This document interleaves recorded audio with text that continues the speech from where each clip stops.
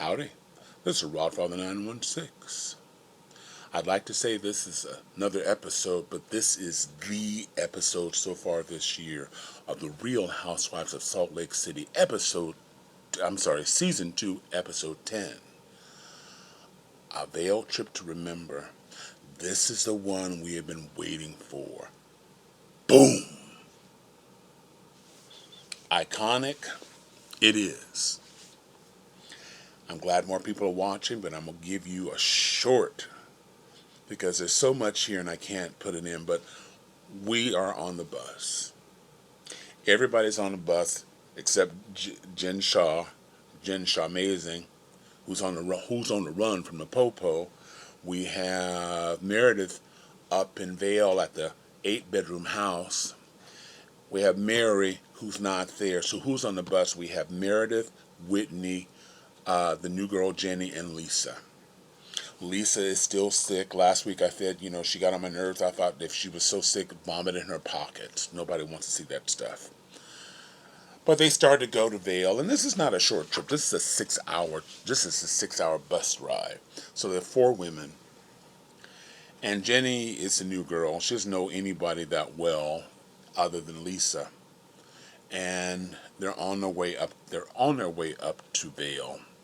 And Jenny looks at Jen Shaw left her bag full of goodies. Heather's like, the body is not cold and all that other girl. The girl ain't here. She didn't want that bag. Look at, this is an expensive chocolate. Jenny didn't care. My girl, that's the fat boy in me, comes out in full HD. She ain't here. She don't care. Let's get down. So she's eating, and they're talking because they know nothing at this point. All they know, the police are looking for her, NYPD is looking for her, Homeland Security is looking for her. They are looking for her. She is on the lam, and they're reacting as we would react. Like, how did I miss this? What did I miss? So everybody's speculating, but there are questions. So Whitney started. Whitney said, "Listen, I always wondered where she get her money from. I mean, she's throwing parties that cost thousands of dollars for friends. Who does that? She had a party for strippers, and all she had was packs of $100 bills. No, I learned it's not that I've been to a stripper bar. I just want to let you know I'm a Christian. Anyway, but where's she getting her money? And so they're talking about it, and so Lisa, on the other hand, she's still beside herself. Now, Lisa, I'm not a fan of Lisa, but you know what? If you need a lawyer, Lisa got 6, and she called all 6 of her attorneys, asking them questions. She wanted to be clear, because they're all kind of worried about, are they going to be indicted in all this? And so, again, the bus is real time on its way to Vail, Colorado. And they all had different stories. But over the course of the bus ride, newsflash comes out. Jen Shaw wanted for defrauding, money laundering, and the women are like, and they're you got people crying. You got Heather crying, and you got Lisa crying. Well, Lisa seems to cry at a crime. This is no big thing. Ooh, my French fry is cold. Oh my God! Lisa cries, and so, but the tears really weren't so much for Jen Shaw; they were for her family.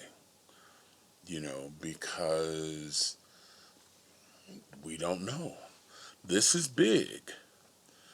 And so as they get there and the story comes out and they're reading and they're all on their phones reading this and the money laundering thing, if you need to know anything about money laundering, talk to Whitney Rose.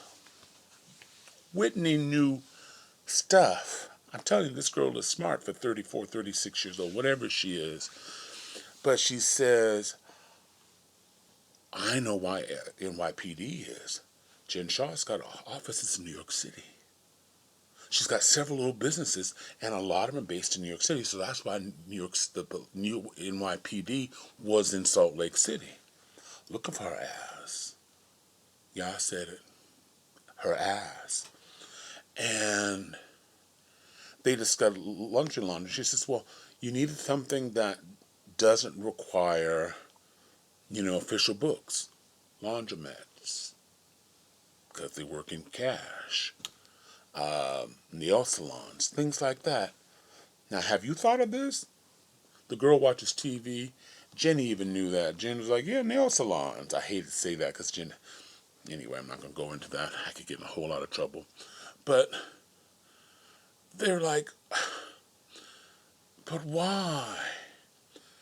And so everybody's thinking hard, except for Jenny, who's got the food and stuff. Cool. They stop at some store. Lisa goes in the store, comes out with 800 pounds of candy. Of course, the B is only a size 1, or a size 2. And so she's got, sitting next to her, just a box of candy and chips the whole 9 yards. And so we have Meredith and Vail at the house. They're giving her a tour. It's 8-bedroom house, 10,000 square feet, just a little bungalow. And she knows nothing. And again, we have Mary, who is probably still in Salt Lake. She's getting a private jet. She doesn't want to be on a bus. Plus, she doesn't want to deal with Whitney. And so the bus is still, it's a long-ass trip. And I know these women only did it for Bravo. They're under contract. We got to take the bus trip. And so they call Meredith, crying, did you see it? Did you see it? No, no, no, no, no. But Meredith is like, I'm not surprised. Not at all. But I'm not surprised. I mean, bless her heart, there's so much Botex that she can only emote so much. I'm not surprised. So, all this is going on. Now people are calling husbands and they're speculating. And again, something that we all do. So Mary gets in. And now she's in Vail. And somebody opens the door for her in this massive house that's got like four floors. And she goes, hello. Meredith says, follow my voice. Go downstairs. Hello. Follow my voice. Hello. Turns around the corner. Meredith's in the bathtub. She ain't bothered not one bit. She's in the bathtub, chilling like a villain with her bubbles. Mary in her confessional's like, I would have preferred somebody to greet me. She's a sister, she's a pastor. I would have been dressed. So they're having a discussion. Did you hear? Oh, I'm devastated. I can't believe it. That I'm really upset. I'm just, I.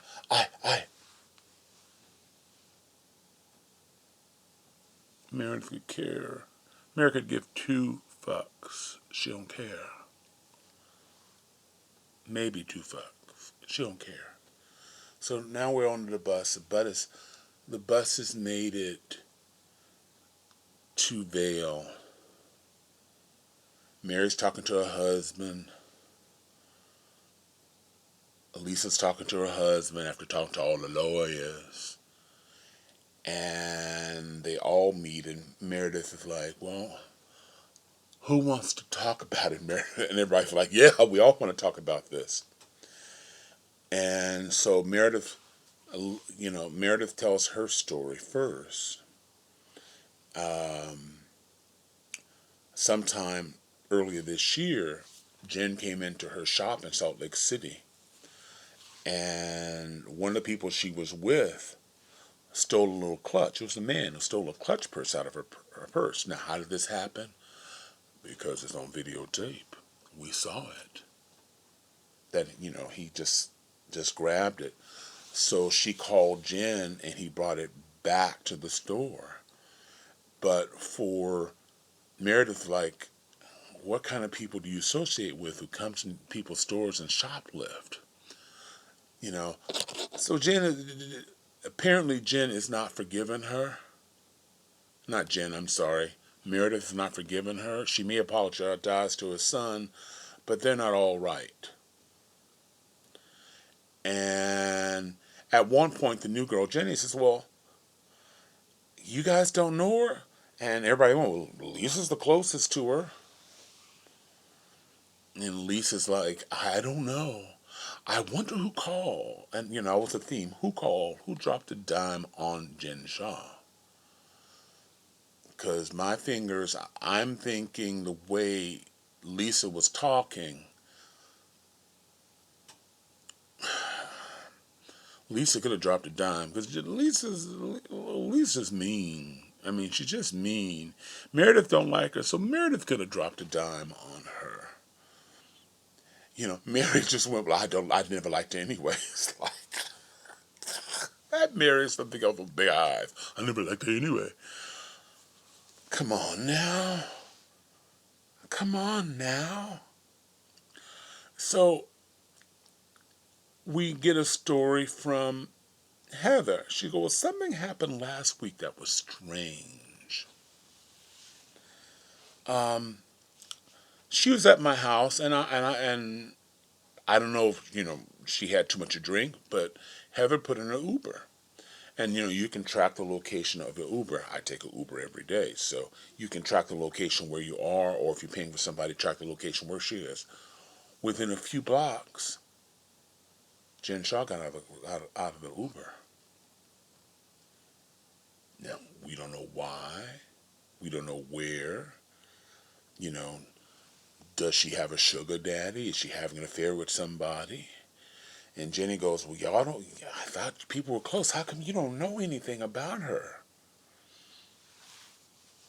Maybe because the relationship is just for TV only. Who knows? But they don't know. And Lisa said something, but she wouldn't give. And Jenny the new girl's getting all emotional. It's like, come on, this is our friend. Plus, we could be indicted. We could be involved. We need to know everything that everybody else knows. And that's where we ended. Iconic, this was it.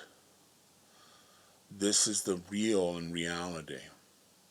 Jen Shaw, I think the trial is either end of this year or first next year. But if the accusations are true, she could get 30 years. Her house is raided. Her son was almost handcuffed. Sad. I mean, and bravo, you did a massive job on this one, because I'm telling you, a lot of you are watching this show, which I'm greatly appreciating, and leaving a lot of comments. I wish you'd leave more on YouTube, but hey! But this show is one to be remembered. I really and truly is. Or should I say this episode? Of all the Housewives I've seen them on, you've only had a few what are considered iconic. I know Beverly Hills because of Erica Jane, but this had a lot more drama in it. So anyway, this is Rod Father. Thank you very much for watching. Wish you love, joy, and happiness. I'm out. Thank you. Bye.